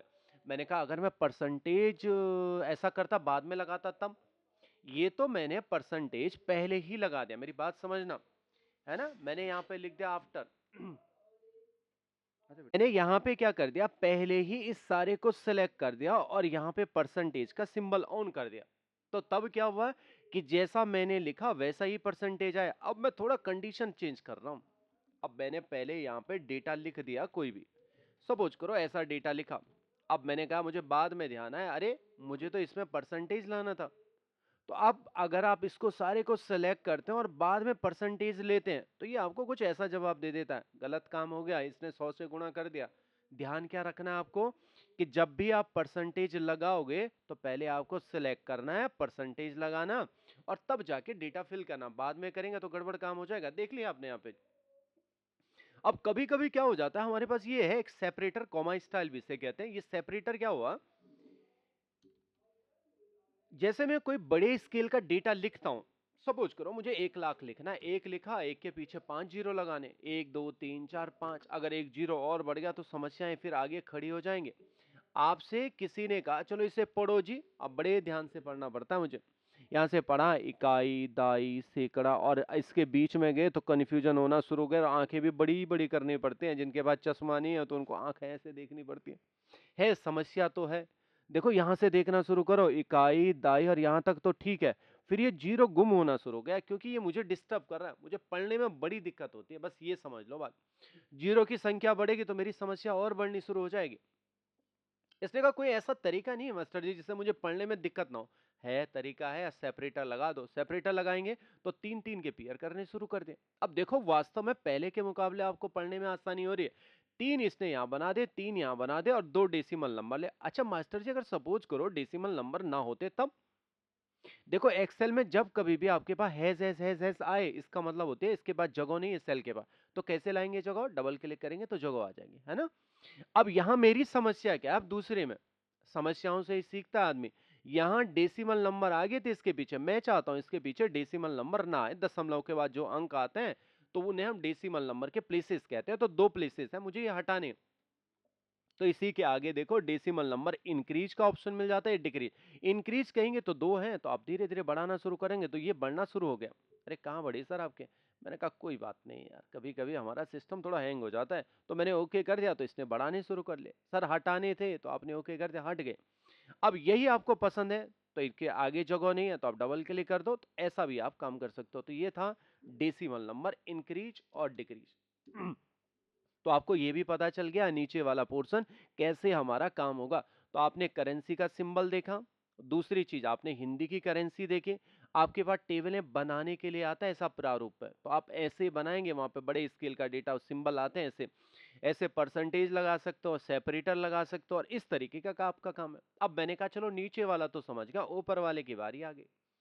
जनरल है, जनरल का मतलब हमेशा ये जनरल ही होता है, आप कुछ भी लिख सकते हो। जनरल का मतलब जो आपको लिखना है आप वैसा लिख सकते हो। तो मैंने यहाँ पे जनरल लिख दिया। अब जनरल में जैसे आपने कोई नंबर लिख दिया तो डिट्टो जैसा आपने लिखा है वैसे ही आपका काम होने वाला है, जैसा लिखा वैसे होगा, कोई चेंज नहीं हुआ। अब आपने कहा ना मुझे नंबर के फॉर्मेट वैसे बता दो, तो आपने कहा नंबर का फॉर्मेट कैसा होता है, पहले लें बाद में? मैंने कहा आपकी मर्जी है, इसमें आप पहले या बाद में कभी भी ले सकते हो, नंबर का फॉर्मेट चूज करा। नंबर आपको कोई भी नंबर जब आप लिखते हैं तो ये आपको ऐसा बेनिफिट देता है, इसके पीछे 2 डेसिमल नंबर आ जाते हैं, दशमलव के बाद 2 अंक आ जाता है, ये इसकी फॉर्मेटिंग है। अब आपने कहा एक तो करेंसी है, दूसरा अकाउंटिंग है, तो एक में लिख देता हूं करेंसी और दूसरे में लिख देता हूं अकाउंटिंग। अब दोनों को समझना, जो लोग इस बैकग्राउंड के होंगे वो समझ जाएंगे मेरी बात। करेंसी का मतलब होता है रुपया पैसा, और अकाउंटिंग का मतलब हो गया रुपये पैसे का हिसाब किताब रखना। पहली बात तो इतनी होगी। अब कहीं पे आपको अगर ऐसी फॉर्मेटिंग दिखानी है कि मेरे पास रुपया है जी इतना जमा है, और कहीं पे आपको ये दिखाना है कि मैंने ये रुपये पैसे का हिसाब, वैसे सामाजिक जीवन में, व्यवहारिक जीवन में तो हमें दोनों में कोई अंतर ही नहीं रखता, दोनों एक जैसे लगते हैं। पर देखो अगर आप टर्म्स को समझेंगे तो उनमें यही होता है, करेंसी रुपया पैसा हो गया और दूसरा अकाउंटिंग उसका हिसाब किताब रखना हो गया। मैंने कहा ठीक है, पर अभी के लिए तो दोनों तो जनरल ही हैं। मैंने कहा हाँ कोई बात नहीं, मैं इतने को सेलेक्ट कर लेता हूँ और इसको बना देता हूँ करेंसी। ठीक है, अब मेरी बात समझ गए, इसको क्या बना दिया करेंसी, इसको भी मैंने सेलेक्ट करा और इसको मैंने बना दी अकाउंटिंग। अब मैं दोनों को आपको बताना चाहता हूँ क्या फर्क है अकाउंटिंग और उसमें। मैंने एक नंबर लिखा यहाँ पे 120, हुआ क्या मेरे साथ, करेंसी का सिंबल लगा डॉलर का और 2 डेसिमल नंबर इसके पीछे लगे, बस इतनी तो कहानी है। ये किस में हो गया, करेंसी में हो गया। मैंने कहा अब देखो अकाउंटिंग में लिखो, वही लिखो 120। 120 आपने लिखा, सर यहाँ भी तो वैसे ही हुआ, 120 आपने लिखा, करेंसी का सिंबल लगा, 2 डेसिमल नंबर, हाँ बिल्कुल यार दोनों में बिल्कुल सेम काम हो रहे हैं। अब आप कैसे कह रहे थे कि आपको पहचान करानी है कि कौन अकाउंटिंग है कौन करेंसी है? मैंने कहा देखो अब इस केस में क्या होता है कि अभी आपके सेलों का जो आकार है वो छोटा है, इसको थोड़ा मैं बड़ा करके दिखाता हूँ। करेंसी करेंसी को भी बड़ा कर दिया, अकाउंटिंग में भी थोड़ा आगे गया, इससे भी बड़ा कर दिया। अब देखो अब तो वास्तव में आपको अंतर दिखना शुरू हो गया। करेंसी में हमेशा सिंबल इसके साथ चिपका हुआ नजर आता है, बस यही अंतर है। और अकाउंटिंग में जब आप देखते हो तो जो भी नंबर लिखोगे इससे दूर रहता है। ये सारी चीजें फॉर्मेटिंग है आपकी। अगर आप ऐसा दिखाना चाहते हो कि ये करेंसी है तो सिंबल चिपका हुआ रहेगा, और दिखाना चाहते हैं अकाउंटिंग है तो स्टैंडर्ड आपसे यही कहता है कि सिंबल को आपको दूर भगा के करना। हाँ, आशा है इतनी बात आपकी समझ में आ गई। थोड़ा आगे बढ़ता हूं तो मेरे पास यहाँ पे आता है सॉल्ट डेट और एक आता है लॉन्ग डेट। अच्छा मैंने कहा सॉल्ट डेट, एक डेट ले लेता हूं यहाँ पे। अच्छा मुझे बार बार डेट टाइप करनी पड़ेगी तो मेरे को हो जाता है चीजों में आलस, इसीलिए एक छोटा सा फॉर्मूला ले लेता हूँ, बराबर TODAY, टुडे। टुडे का मतलब आज, एक फॉर्मूला है एक्सेल का, बहुत सारे फॉर्मूले आते हैं, ब्रैकेट बिगिन और क्लोज कर दिया। आज जो मेरे सिस्टम पे डेट एंड टाइम हो रहा होगा वही मुझे यहाँ पे इंडिकेट हो जाता है, और इन्हीं को नीचे की तरफ ले आता हूँ। फॉर्मूला मैंने यूज करा। अब देखो इनमें एक ही डेट है 6/2/2025। मैंने कहा यार इसको ना मैं लॉन्ग डेट में देखना चाहता हूँ। अच्छा एक तो सॉल्ट डेट हो गई थी और एक लॉन्ग डेट है ना, इसको मैं एक काम कर लेता हूँ एक को लॉन्ग बना दूंगा, एक क्योंकि मैंने एस डेट लिख दिया ना, पहले मैं इस सॉल्ट डेट को लॉन्ग डेट बनाना चाहता हूँ। यहाँ पे क्लिक करा तो इसने कहा आप इसे लॉन्ग डेट बनाना चाहते हैं तो लॉन्ग डेट में क्लिक कर दो, ये लंबी डेट बन गई। आज क्या है, थर्सडे है, फरवरी है, ये लॉन्ग डेट में बन गई। और सपोज करो आपके पास अगर ऐसी लॉन्ग डेट बनी होती तब, इसी को मैं फिर से एक लॉन्ग डेट बना लेता हूँ। अगर आपके पास लॉन्ग डेट बनी हुई है और उसी को आप सॉल्ट डेट बनाना चाहते हो तो आप यहाँ से सॉल्ट डेट में क्लिक कर सकते हो, तो दोनों के काम हो गया। एक सॉल्ट डेट आप बना सकते हो और सॉल्ट है बनी हुई तो आप उसको लॉन्ग डेट भी बना सकते हो। आशा है इतनी बात भी आपकी समझ में आ गई होगी। अब टाइम की बारी आती है। अच्छा अक्सर देखो ना हम टाइम कैसे लिखते हैं, आपने भी अगर एक्सेल में टाइपिंग करेंगे तो ऐसे ही काम करेंगे। पहले 12 बजानी है तो 12 लिखा, रेशियो का सिंबल, इससे पता नहीं कुछ सिंबल कहते हैं, किसी को पता है तो मुझे बता सकते हैं, है ना। मैं अक्सर इसे रेशियो का सिंबल ही बोलता हूँ। मेरे को 12 बजाना था, घड़ी का ऐसे ही बजाते हैं, 12 बज के मैंने कहा 00 मिनट, फिर सेकंड लिखना है तो रेशियो का सिंबल डाला, AM PM लिखना है, इससे आगे भी आप लिख सकते हो। आपका टाइम लगा इतना, मास्टर जी तरीका? मैंने कहा हाँ अब मैं बताऊंगा तुम्हें। मुझे अगर टाइम लिखना होता तो मैं सबको सिलेक्ट कर लेता और इनकी फॉर्मेटिंग बदल देता हूँ टाइम में। ठीक है, टाइम बदल दिया, अब आपको 12 बजाने। मैंने कहा 12 लिखो बस, ओके कर दो, तो इसने 12 बजा दी आपकी। अच्छा एक काम करो सर, 1 बजाओ। मैंने कहा 1 बजा लो आपकी, क्लिक करा। अरे ये क्या सर, ये तो हमारे 12 बजाने में आ गया। चलो सर 8 बजा दो इसकी। तो मैंने 8 बजाए, इसने तो भी हमारे 12 बजा दिया। कहीं ना कहीं तो ये गलत बात समझ रहा है हमारी। मैंने कहा हाँ ये गलत समझता है। यहाँ पे ये समझता है कि जो आपने 12 लिया, 8 लिया है, वो तारीख समझता है 1900 की, सन 1900 की तारीख समझ रहा है। मैंने कहा यार इतनी बड़ी बहसबाजी में तो मुझे नहीं पढ़ना, पर मुझे 8 बजाने। तो इसने कहा इसको समझाना पड़ेगा आपको। कैसे? 8 बज के इसके पीछे रेशियो का सिंबल लगाना, फिर ये समझ जाएगा आप 8 बजाने की बात कर रहे हो। पर सर 1 बजाने हैं, तो मैंने कहा हाँ इसके पीछे सिंबल लगा। इसके पीछे अगर मिनट मिनट हो, मैंने कहा तब तो आपको डालने पड़ेंगे 1 बज के 20 मिनट। अगर पीछे नहीं चाहिए तो खुद लगा देगा। 00 है तो तभी आपको ये बेनिफिट देगा, वरना आपके पास ये बेनिफिट नहीं होगा। सेकंड है तो 8 बज के 20 मिनट सेकंड, तब तो आपको पूरा ही लगाना पड़ेगा, वरना ये काम नहीं करेगा, है ना। तो मैंने 60 डाला था तो इसने इसको 31 बना लिया। पर वरना अगर सिर्फ 4 लिखोगे तो ये डेट में आपको बदलना शुरू कर लेगा। तो इन चीजों का थोड़ा ध्यान रखना, इस तरीके से आप चीजों को बना सकते हैं। आशा है टाइम भी आपकी समझ में आ गया। थोड़ा आगे और बढ़ता हूं तो टाइम के बाद परसेंटेज, हाँ वही परसेंटेज है, बस इसमें थोड़ा सा एक फर्क है। क्या फर्क है? ये इसके पीछे डेसिमल नंबर भी लगाता है। ये बाहर वाले परसेंटेज और इसमें फर्क है एक, है ना, ये वाले परसेंटेज में और इस वाले में फर्क क्या है। मैं यहाँ पे परसेंटेज लिख देता हूँ। परसेंटेज में फर्क क्या है कि अगर आपने कोई नंबर लिखा तो इसके पीछे करेंसी डेसिमल नंबर के प्लेसेस आता है, सॉरी करेंसी नहीं, जो डेसिमल नंबर के प्लेसेस हैं, दशमलव के बाद जो ये दो चीजें आई हैं वो भी आपके पास आ जाते हैं। आशा है अब ये बात भी आपकी समझ में आ गई, परसेंटेज इस वाले में और उसमें क्या। अब ये फ्रैक्शन वैल्यू क्या हुआ। मैंने कहा फ्रैक्शन का मतलब होता है दशमलव के बाद जो अंक आते हैं। जैसे मैंने यहाँ 120.65 लिख दिया, दशमलव के बाद क्या आया, डेसिमल नंबर में 6 और 5 आ गया। आप इसको भिन्नों में बदलना चाहते हैं तो आप ठीक है बदल लो, ओके कर दो, ओके कर दिया तो भिन्न में बदल दिया इसने। 120 सही 2/3 आपका काम हो गया। अब एक और चीज मुझे आगे दिखती है जिसका नाम है साइंटिफिक। आपने कभी गौर करा हो ना करा हो, साइंटिफिक का मतलब होता है वैज्ञानिक भाषा। अच्छा, आपने कभी कैलकुलेटर यूज करा हो या कंप्यूटर यूज करा हो या मोबाइल फोन पे कभी चेक करने की कोशिश करना, हमारे पास जितने भी पर्सनल गैजेट होते हैं ना, वो हमेशा 11 अंकों तक गणना करते हैं, 11 अंकों के बाद गणना नहीं करते हैं। क्या कंप्यूटर भी ऐसे ही करते हैं क्या, 11 अंकों तक करते हैं गणना? मैंने कहा हाँ 11 अंकों के बाद ये जितने भी डिवाइसेस होते हैं ये आपकी गणनाएं नहीं कर सकते।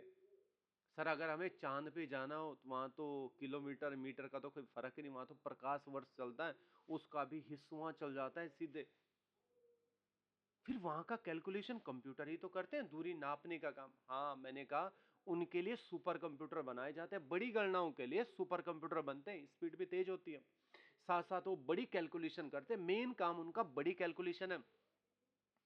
चलो आप बता रहे हैं तो आपकी बात मान जाएंगे, पर आप उदाहरण दे के समझा सकते हो। मैंने कहा हाँ देखो, मैं यहाँ पे 11 कोई भी डिजिट ले लेता हूँ, कोई भी हो, एक को ही ले लेता हूँ, 1 2 3 4 5 6 7 8 9 10 11, बिल्कुल ये लिख देगा 11 नंबर।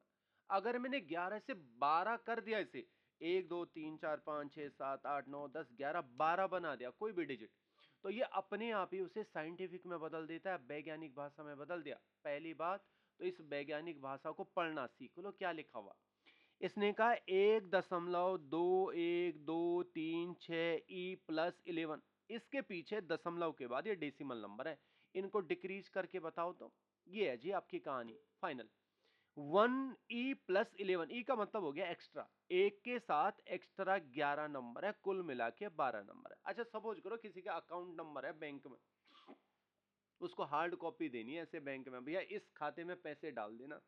और अगर आपका 15 अंक का है, 16 अंक का, और ऐसे नंबरों में अगर ये कन्वर्ट हो गया तो बैंक वाला डाल देगा खाते में पैसे, है ना। परेशान हो जाएगा बेचारा, किस खाते में डालूं पैसे। अच्छा अभी के लिए ये साइंटिफिक हमसे क्या कह रहा है, ये कह रहा है तुम्हें मैं बेनिफिट दे रहा हूं साइंटिफिक का। अभी हमारी समस्या नहीं है ये, अभी हमें फायदा है साइंटिफिक। साइंटिफिक 11 अंकों तक, सिर्फ फायदे की बात सुनो अभी, साइंटिफिक 11 तक होगा तो नहीं बनाएगा, 11 के बाद कितने भी नंबर होंगे तो अपने आप साइंटिफिक में चेंज कर लेगा, कोई दिक्कत तो नहीं। अब मैं कुछ ऐसे नंबर यहाँ पे बना देता हूँ जो 11 से कम वाले हैं, कोई भी नंबर। अब आप चाहते हो इनको साइंटिफिक में बदल दो। मैंने कहा ठीक है जी, सबको सेलेक्ट करो और यहाँ पे मेरे पास साइंटिफिक का ऑप्शन है, इनको साइंटिफिक में चेंज कर लो। ओके करा तो इसे साइंटिफिक में बदल दिया। अब डेसिमल नंबर डिक्रीज करने हैं तो आप यहाँ से डिक्रीज कर सकते हो, ओके कर दिया तो ऐसा आपका हो गया। अब आपका फायदा क्या हुआ ये कह रहा है नहीं तो ये बहुत लंबा चौड़ा आपका डेटा लेता, इतनी जगह लेता, अब ये साइंटिफिक में डाल दिया तो ये आपकी जगह कम लेगा। आपको फायदा दे रहा है। क्या फायदा दे रहा है कि आपकी जगह कम लेगा, आपकी जगह बच रही है टेबल में। मैंने कहा नहीं चाहिए यार मुझे ऐसी जगह, मेरी तो समस्या खड़ी होगी, बैंक का अकाउंट नंबर देना था और 14-15 नंबरों के अकाउंट नंबर है ना, और मैं तो फंस गया। अच्छा, व्यवहारिक जीवन में कंप्यूटर पे एक्सेल पे काम करने वाला ऑपरेटर जिंदगी में एक ना एक बार यहाँ पे जरूर फंसता है।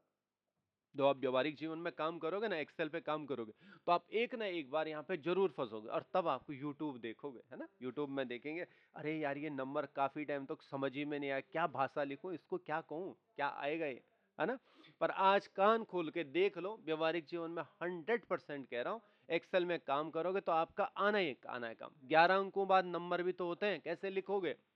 देखो इसके दो मेथड बताऊंगा मैं आपको, पर पहला मेथड ज्यादा अच्छा नहीं होगा, सेकंड मेथड पे ज्यादा बात करूंगा। देखो एक तो था मैंने पहले ही डेटा टाइप कर लिया, 1 2 3 4 5 6 7 8 9 10 11 12 13 14 15 नंबर लिखे। एक में कहानी क्या है, मैंने पहले ही नंबर टाइप कर दिया, उसने साइंटिफिक में बदल दिया। अब मुझे ये सारी डिटेल्स यहां पे पता चल जाती है, यहां पे ठीक है, पहले ही आपने टाइप कर दिया है, अब आप बाद में चाहते हो यार इससे ना वैसे अकाउंट नंबर है इनको नॉर्मल बना दो, तो इसने कहा देखो इसके लिए एक तरीका है, आप यहां पे जाके इनको नंबर में बदल दो। ठीक है सर, मैंने नंबर में बदल दिया, घाटा क्या हुआ, इसके पीछे 2 डेसिमल नंबर आए। हाँ मुझे पता है डेसिमल नंबर को मैं डिक्रीज कर सकता हूं, ठीक है, 15 तक आपका काम बिल्कुल सही हो गया। अब सपोज करो इसके पीछे लिखा 4 5, इसके पीछे मैंने एक और लिख दिया कितना, 16वां नंबर, मैंने इसके पीछे लिख दिया 9। क्या लिखा, 9। ओके कर दिया इसे। तो जो ही मैंने यहाँ पे 9 लिखा और इसको देखने की कोशिश करी, तो 9 कहाँ गया, इसने तो इसे 0 बना दिया। चलो एक बार फिर से ट्राई करता हूं, कहां तक, 15 तक ठीक है आपका काम। 16वां नंबर जो ही लिख रहा हूं, इसके पीछे अब मैंने 8 लगा दिया और एंटर कर दिया। अब इसमें देखा, अबे इसने फिर से इसे 0 बना दिया, अभी समस्या खड़ी हो गई। 15 अंकों तक 12 से लेकर और 15 के बीच आप इसका इस्तेमाल कर सकते हो जी। पर 15 से 16 हो गया नंबर, तो फिर कहानी गड़बड़ हो जाएगी, आएगा नहीं 0, है ना। तब वो प्रत्येक को 0 ही करेगा, 8 है 7 है 3 है 1 है, सबको 0 बनाएगा, समझ ही नहीं पाता उससे आगे। फिर सर अब तो और समस्या खड़ी हो गई। मैंने कहा देखो इसके लिए एक तरीका है, पर वो बाद में ही आपका तरीका होगा, प्रोफेशनली जितने भी यूज करते हैं बच्चों, और आपके पास एग्जाम में ऐसा सवाल भी आता है, फंसाता है यहाँ पे, कैसे फंसाता है वो भी मैं बाद में बात करूंगा। पहले देखो क्या है कि अभी आपने इसमें कुछ काम नहीं किया, सबको एक बार सेलेक्ट कर लो। ठीक है, सेलेक्ट कर लिया, इसने कहा इनका सबका नेचर बदल दो, किसमें, साइंटिफिक के ठीक नीचे लिखा है टेक्स्ट में। अब ये टेक्स्ट का नेचर हो गया, अक्षरों का नेचर इसका। अब आप कितना भी नंबर लिखो, 1 2 3 4 5 6 7 8 9 10 11 12 13 14 15 16 17 18 19 20, अब 20 लिख दिया, कितना भी लिखो, ओके करेंगे तो इनका नेचर वही है जी, टेक्स्ट वाला नेचर है, कितना भी लिख दो। पर देखो कुछ लोगों को कभी कभी ये हल्का सा सिंबल पसंद नहीं आता है, ये एरर को इंडिकेट करता है। आप यहाँ पे क्लिक कीजिएगा, एक छोटा सा प्लगइन आता है, इसे इग्नोर कीजिएगा, तब ये हट जाते हैं अगर आपको पसंद नहीं आता, वैसे कोई डिस्टर्ब नहीं करता आपको। तो इस तरीके से कोई भी नंबर हो व्यवहारिक जीवन में तो आप उनको टेक्स्ट करना, पहले लिखे होंगे तो तब सॉल्यूशन नहीं है बच्चों, तब सिर्फ 15 तक सॉल्यूशन है, पर नहीं लिखा है तो आप सॉल्यूशन अपना बाद में बना सकते हो। अच्छा, एग्जाम में कैसे आपको फंसाया जाता है, अब ये देख लो। वो एग्जाम में एक टेबल बनाता है और उस टेबल में लिखता है मुझे चाहिए 001, फिर नीचे 002 003 004। अगर आप लिखोगे ना वास्तव में ये आएगा ही नहीं, 001 आएगा नहीं, सिर्फ 1 लिखेगा। 002 लिखा पेपर में मुझे ऐसे ही चाहिए, 003, और आप बड़े परेशान हो जाओगे। और उसने ऐसे सवाल पूछे, इसीलिए पूछे हैं कि बच्चे को पता है कि नेचर कैसा चेंज होता है चीजों को, लिख नहीं पाओगे आप, आपके टेबल में ऐसे सवाल आएंगे। फिर मैंने कहा बस यही कहानी यहाँ पे भी शुरू होती है, 0 0 आगे होगा, नहीं लिख पाओगे तो तुरंत जाना इसका फॉर्मेटिंग चेंज कर लेना, किसमें, टेक्स्ट में। और अब आप लिख के देखो 001, जैसा आप लिखोगे वैसे लिखा है, 002 003, अब नेचर भी देख लेना, कभी-कभी क्या होता है वो ऐसा भी काम कर लेता है, इनका नेचर ना राइट की तरफ कर लेता है, तो कोई बात नहीं, इसको राइट की तरफ कर लो, है ना? सेंटर बोलेगा तो सेंटर, जैसा टेक्स्ट बना होगा, ये तो सारी चीज़ें। अच्छा, ये एरर बना है तो सबको एक साथ सेलेक्ट करना, सबको एक साथ कर देना इग्नोर। आपकी टेबल बन के तैयार हो गए। कैसा भी डेटा हो, इस तरीके से आप चीज़ों को हैंडल कर सकता हूँ। मुझे ऐसा लगता है कि आज मैं यहीं तक रुकता हूँ, कल मैं इससे आगे आपके साथ बात करूँगा। ये था आपका वीडियो का अंत। आप लोगों का बहुत-बहुत धन्यवाद मेरी बकवास सुनने के लिए। बहुत-बहुत